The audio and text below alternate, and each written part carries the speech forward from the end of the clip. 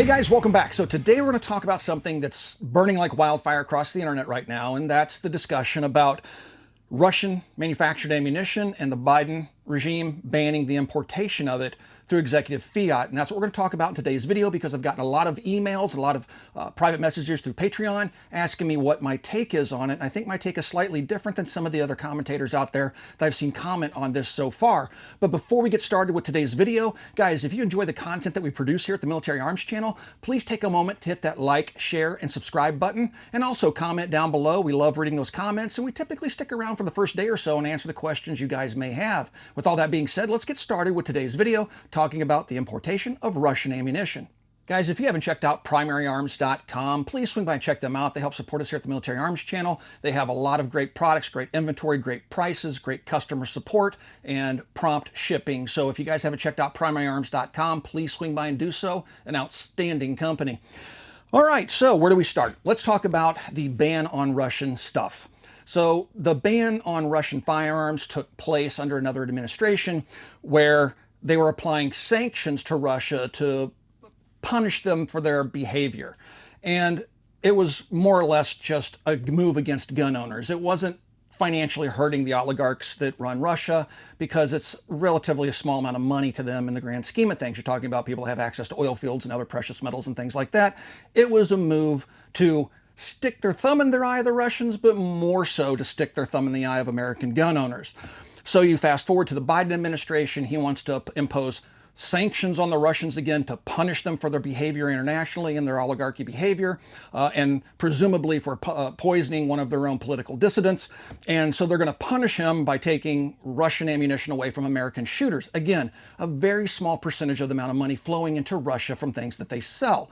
So it's less of a problem for the Russians. It's more or less a nuisance they probably don't care much about, because they sell their ammunition globally as well as their small arms. It's another thumb in the eye to American gun owners. So this has less to do about punishing Russia and more to do about getting gun control passed through executive fiat. And that's what Biden has been doing since he's taken office just over 7 months ago. So both the ban on firearms and ammunition now is a matter of sanctions. We've seen bans in the past from other countries, say China, that weren't sanctions. They were just outright bans on importation because of things the Chinese government had done, most notably importing machine guns into California and then trying to sell them. And then we had the whole issue with the, I believe it was the OA-93 from Olympic Arms. They submitted an AR-15 pistol that fires 7.62 by 39 to ATF for approval. And after doing that, because it was a handgun and there's this ban on armor-piercing ammunition, which all rifle ammunition is, whether it's steel core or not, is armor-penetrating. But the ATF decided at that point you can no longer import steel core ammunition in 7.62 by 39. Later, the same thing would happen with 7.6. Now, what's interesting about the 7.6 ban is that we saw people ditching their 5.45 guns because they thought all 5.45 ammunition was banned, and it wasn't. There are plenty of other sources for that type of ammunition, and it's come in from different sources, which we'll talk about later here in the video. So the 7.6 ban is an actual ban based on legislation. It's not sanctions. So that one's going to stick around for a while. So let's talk about the recent Biden move against Russian ammunition. Now, this is a sanction, just like on the firearms, and this is subject to changes in administrations. So it's up to us as gun owners to pressure the next administration that might be more gun-friendly to undo some of these sanctions. But I don't want to talk too much about the guns. Let's talk about the ammunition. In front of me here, I have an example of all Russian-made ammunition in various different calibers, and this is by no means an exhaustive list of the different brands that have been imported out of Russia to the U.S. market. These will be going away, but for how long, we don't really know. Now, it's been said this is permanent, but I've talked to other importers that have been in the business for 40 years, had a conversation with some of them yesterday, and things with Russia have been up and down again for decades. And so it's not unlikely that this ammunition at some point will come back into the country in the future. Why do I say that? Well, if you read the verbiage of the sanctions that have been applied on the ammunition out of Russia, you'll see a couple of things. First of all, it is a ban that is a ban on the importation and the filing of what's called a Form 6 to get more ammunition out of Russia, but it's limited to 12 months in scope and then to be reevaluated later depending on conditions for the Russian government to meet. If the Russian government meets these various conditions, then this lift or this ban on ammunition will be lifted and it will start to flow back into the country once again. But let's take a look at some of the ammunition that's going to disappear. Then I'm going to show you guys some of the alternatives that are out there. And there's some key takeaways from this video I want you guys to take note of. And it's fairly important. And we'll get into that in the next segment. Let's take a look at some of the ammunition that's being banned under this executive fiat from the Biden administration. Here we have some Red Army Standard 545 by 39. This was manufactured in Russia, but what I'll show you here in a moment is that Red Army Standard sources ammunition from all over the place and not just out of Russia. So this isn't necessarily gone. This is some 6.5 Grindel. This is steel-cased ammunition that was very affordable, reasonably accurate, and really good stuff. I enjoy shooting 6.5 Grindel quite a bit, but this is made in Russia and it has a steel case and will be banned under these sanctions. Barnul, probably some of the best 7.62 by 39 ammunition I've ever seen. We get really good accuracy out of it typically with most AKs and other firearms chambered in 7.62 by 39. But this is manufactured in Russia and will be leaving us, unfortunately. 7.62 by 54R. This is made in Russia. This stuff, some of the ammunition would be affected. Here we have probably the biggest concern for me because I was really hoping that 9 by 39 would take off. This is under the Tula brand. This was manufactured in Russia. 9 by 39 is a really, really cool cartridge, and I was hoping it would take off in the United States.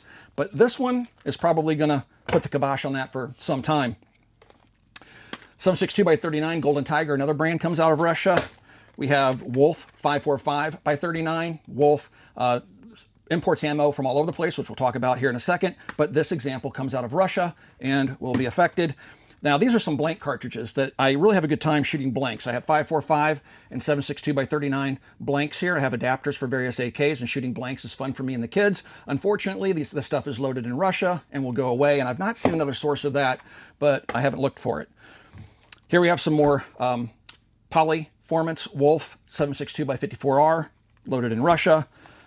545 by 39, military classic, loaded in Russia, Wolf. Here we have 7.62 Wolf, Russia. And then the 7.62 by 39 Subsonic. I really am going to miss this stuff. I have a couple cases of it. I'll use it sparingly, but hopefully somebody will step up to that. So that's an example of some of the types of ammunition. You might be familiar with the brands.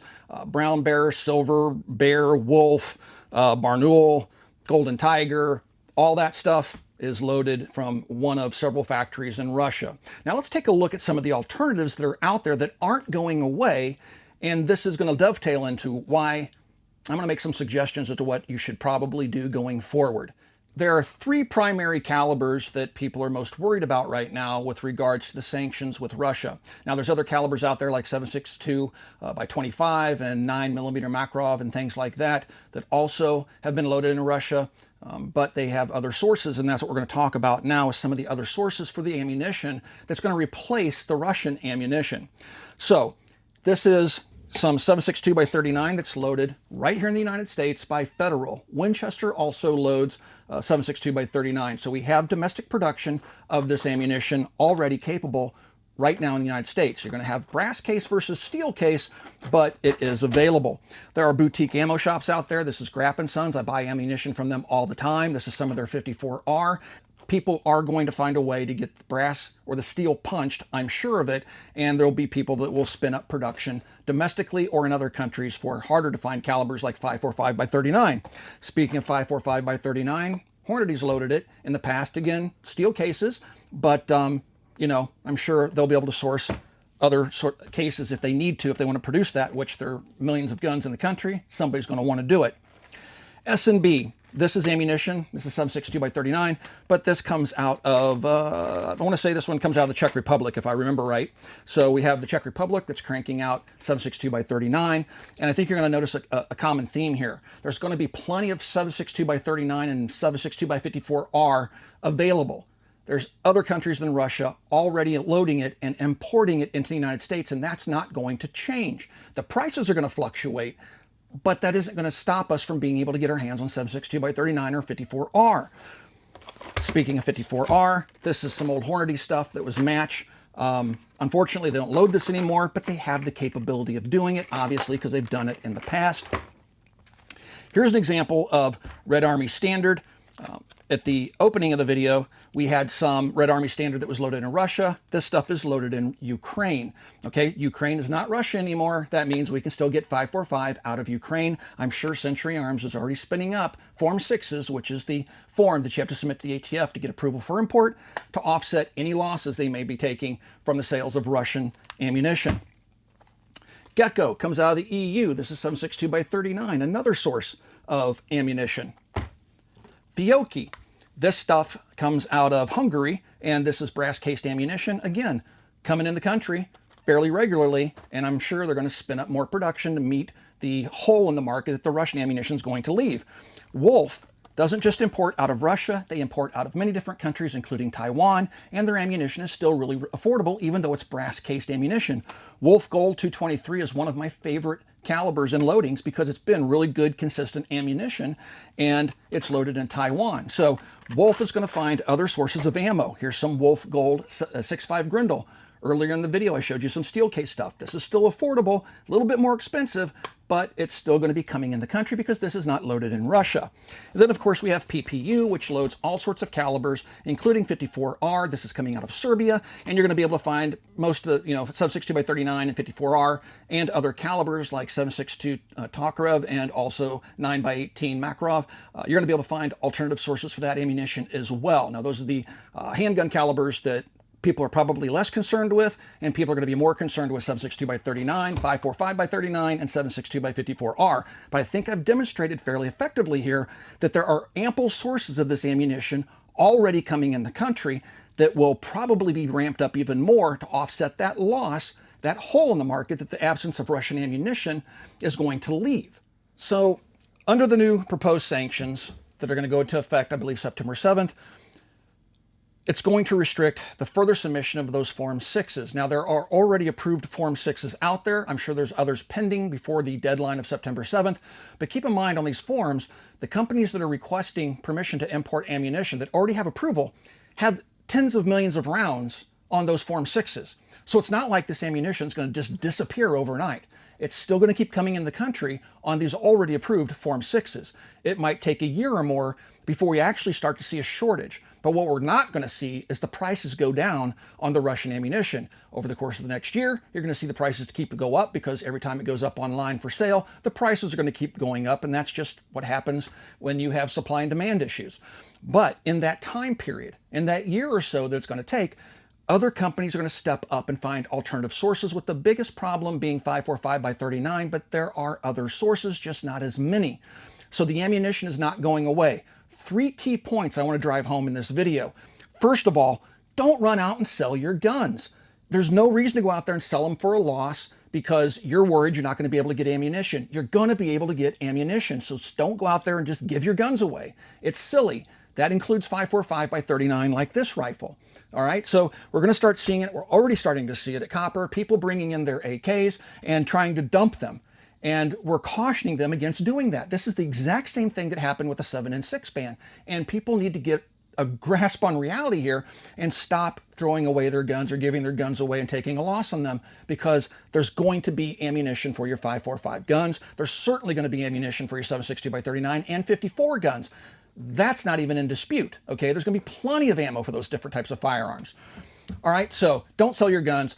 Don't go out there and buy ammunition at hyperinflated prices right now. All right, especially 7.62x39 and 54R. Now, I can understand people wanting to gobble up whatever they can find in 5.45 because, again, there's only a couple of nations out there that still load that caliber. But given the hole in the market, nations that used to load it may start spinning up production at the request of some big importers like Century to meet that demand. It's not going away. That I can say, in my mind, with 100% certainty. And then last but not least, the third key point is contact your representatives. It does matter. It does help. And then when we do hopefully get a pro-gun administration into the White House, we can undo this nightmare, which again goes through a 12-month renewal process. Every 12 months, they have to decide whether or not the Russians have met whatever these conditions are. In the interim, we're seeing people buying guns like this. And this is a Zastava.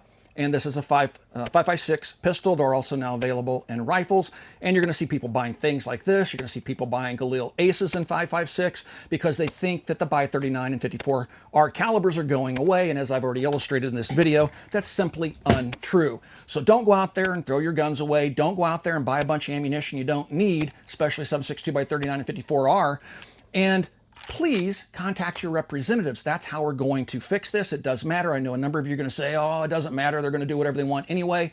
I can give you instance after instance where contacting our representatives and working through our political system has played out to our benefit. One big one, all 50 states have concealed carry of some point. 30 years ago, only a handful of states did. So we can do things that better our position as gun owners, but we can't just sit around on our rear ends and going, it doesn't matter. They don't care what I say. That's how you lose your rights. Be politically active.